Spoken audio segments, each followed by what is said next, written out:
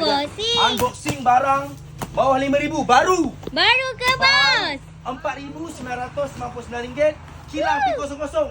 Kalau korang tengok, biasa Bojan jual macam ni RM30,000, betul? Betul. Hari ni korang tengok Bos Ijan jual bentuk sama RM4,999, betul? Betul. Jangan pernah ingat ini ada promo ataupun Bojan bagi jackpot, tidak. Bentuk sama, kualiti tak sama. Ini kilang P00.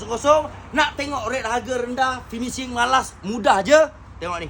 Color macam teh tarik, color gelap macam ni.